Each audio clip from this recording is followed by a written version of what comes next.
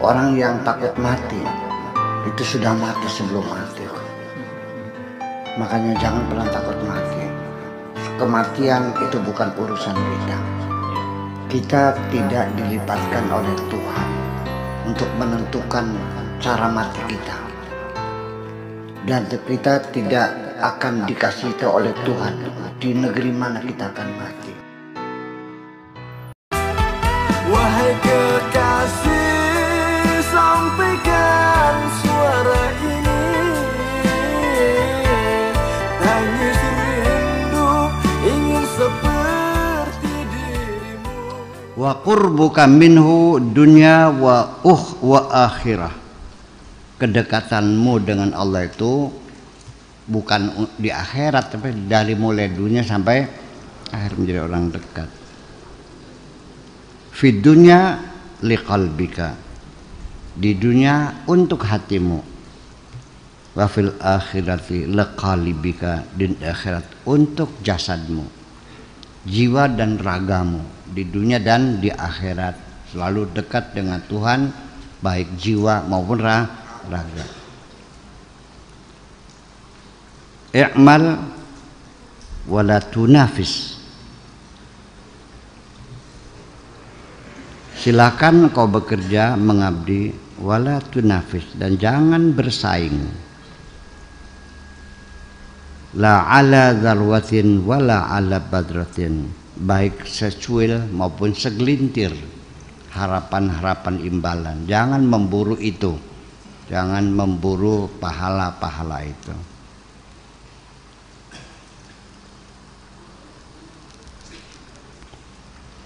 La tanduru ila amalika, jangan menatap-natap amalmu. Ajang ngimplang-ngimplang amale sira. Jangan ngeker-ngeker perbuatanmu. Bal takunu jawarihuka tataharraku bil amal. Tetapi yang kamu perhatikan adalah anggota badanmu, ragamu yang bergerak bila amal, melakukan amal perbuatan, beribadah maksudnya. Wa qalbuka ma'al musta'mil, tetapi hatimu bersama Tuhanmu. Jangan terganggu dengan amal ibadah-ibadah yang kau lakukan, yang nanti bisa saja menimbulkan kesombongan juga. Yang sombong bukan orang kaya saja, orang ahli ibadah juga sombong dengan ibadahnya. Nyatanya ketika dilamar oleh orang yang tidak kaliber, yang tidak level, anaknya dilamar, apa bilangnya? Amit-amit pitung turunan. Masih anak putu dikawinkan karo golongan kepet. Golongan kepet itu yang nggak pernah cebok, nggak pernah air wudhu. Sombong juga kok. Sombong juga. Ya, menghina orang yang tidak sholat kan, menghina orang yang tidak ibadahkan. Ketika engkau merasa lebih baik dari siapapun, itu maknanya kesombongan juga. Merasa dirinya lebih baik dari siapapun sudah cukup jadi alasan kamu dipersona non gratakan dari kerajaan Tuhan. Ya. Iblis juga diusir kan karena merasa lebih baik dari Adam. Betul nggak? Sekarang sudah masuk surga belum? Sudah merasakan lebih baik dari siapapun. Kan aneh. Iya, ngimpi kamu. Surga bukan tempatnya orang sombong kok. Orang sombong dilarang masuk surga. Kata Allahnya gitu. Nah, yang bilang Nabi kok. Ya. La yadkhulu ahadukum al-jannata man kana fi qalbihi mithqalu habatin minal kibriya. Jangan bermimpi masuk surga orang yang di hatinya masih menyimpan kesombongan sekalipun sebesar atom. Atom barangkali nggak paham, segede upil dah. Sekalipun kesombonganmu segede upil nggak bakal masuk kok. Iya. Sudah pernah masuk surga belum? Pengen masuk enggak? Sombongnya ada enggak? Boro-boro. Yang sudah di dalam aja diusir lagi kok. Apalagi yang belum pernah masuk. Udah di dalam surga diusir lagi kok karena sombong. Apalagi kamu yang belum masuk.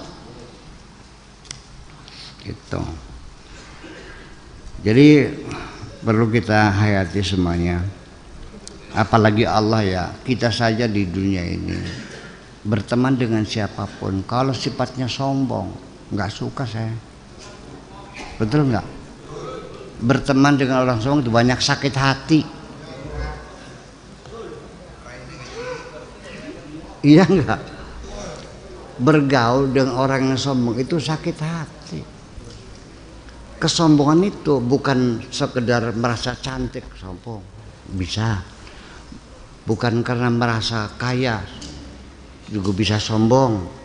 Jabatan bisa sombong. Kesaktian sombong. Ibadah sombong.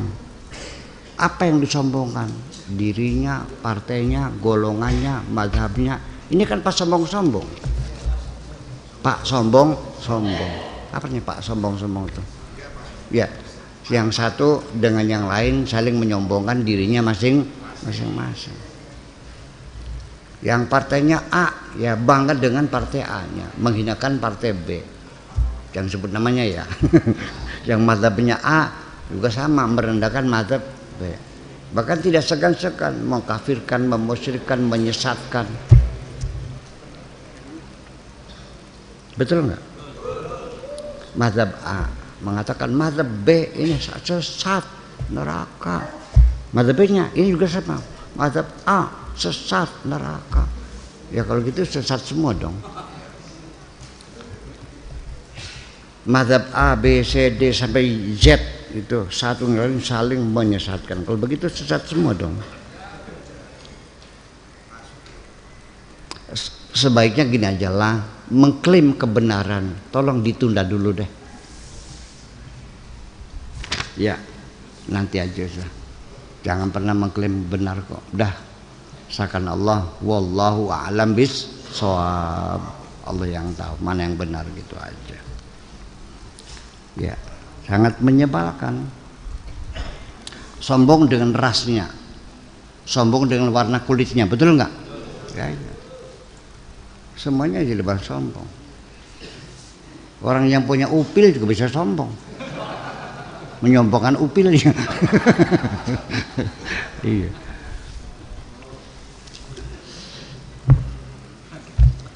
Ada orang kaya beli ikan di pasar. Ini berapa? 300. Ini berapa? Semua ini berapa? Cincinnya pakai 4 semua. Jempol aja enggak, 4 semua. Ini berapa? Ya, sambil menunjukkan cincinnya kan. Si tukang dagang ikannya kan kesel juga nih, semua banget cincin. Gelang nggak punya, kalung nggak punya. Akhirnya ini berapa? 300.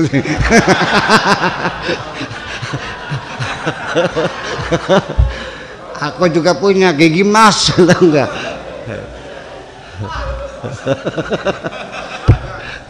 Iya. Habis gelang nggak ada, apa yang emasnya nih? Iya. Itu gaya berapa? Ini berapa? Ini berapa? Ini berapa? Ini berapa? Menunjukkan cincinnya. Rupanya dagang ikan kesel juga nih. Mana emasnya nih? Ingat oh gigi gue pakai emas nih. Dari berapa? 300.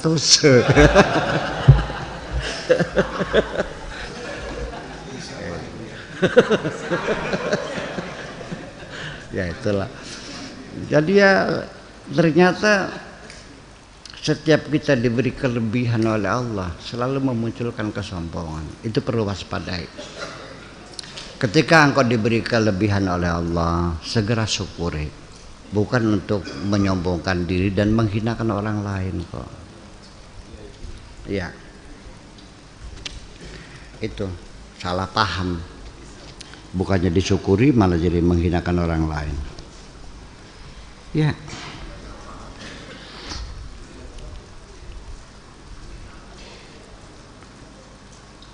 Ya, orang sombong itu merasa nyaman dengan sombongnya itu.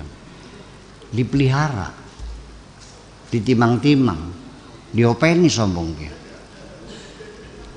Dipupuk, disirami kan gitu. Sampai membengkak. Bukan membesar ya, membengkak. Abu gitu. Ya. Wa qalbuka ma'al busamil fa idza tamma laka hadza. Ketika ini sudah selesai semua kamu laksanakan, sara liqalbika uyunun tanduru biha, baru hatimu mempunyai mata yang mampu untuk melihat. Baru engkau punya, hatimu punya mata. Itu yang disebut dengan mata hati. Ya. Selama ini hatimu belum punya mata, belum bisa melihat. Masih gelap gulita, masih picek. Yang picek itu bukan mata di kepala, tapi piceknya hatimu itu. Ya. La ta'mal absar walakin ta'mal qulub allati fis sudur. Yang picek itu bukan mata di kepala tapi mata di hatimu itu yang picek. Kalau ini sempurna baru hatimu punya mata dan mata itu bisa melihat. Kalau hatimu yang melihat, nah nanti mata ini nanti seperti kerang, hati ini seperti kerang. Nanti di tengah kerang ada mutiara. Nah, mutiara itu yang berpijar, mutiara itu yang melihat, dan ini disebut dengan fuad. Namanya fuad. Di dalam fuad nanti ada lagi yang lebih cemerlang namanya sir namanya. Ya, makanya Allah mengatakan makadzabal fuadu ma ra'a, fuadmu tidak akan berbohong, apapun yang dia lihat benar. Namanya fuad. Bahasa Indonesia sudah fuad aja deh. Habis nggak ada namanya sih, Fuad aja. Fuad aja. Tapi bukan Haji Fuad, bukan.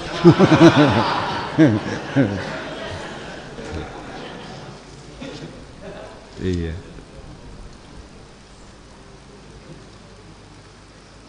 Ya. Saral makna suratan wal ghaibu hadiran. Nanti kalau sudah mata melihat, maka makna akan bisa dilihat sebagai gambar. Yang abstrak akan menjadi konkret. Wal ghaibah hadiran, yang tidak ada menjadi ada, bisa ditangkap.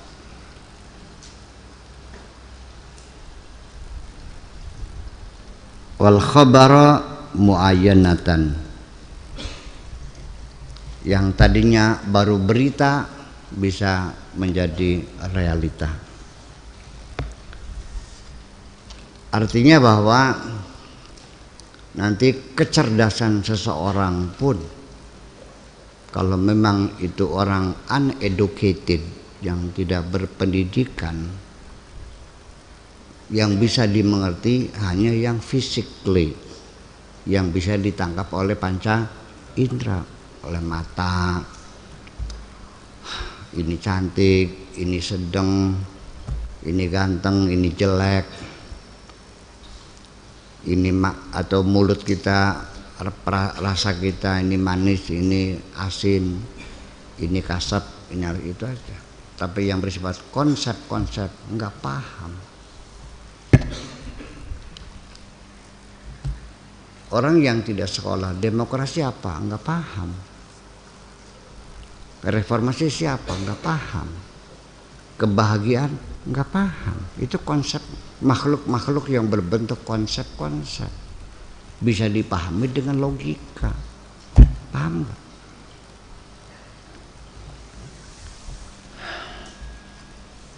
Kemesraan? Nggak paham. Pokoknya enak lah, adem wis ya. Iya. Harmonis siapa yang nggak tahu? Kondusif siapa yang nggak paham? Stabilitas nggak paham. Wahai kekasih, sampaikan sesal ini.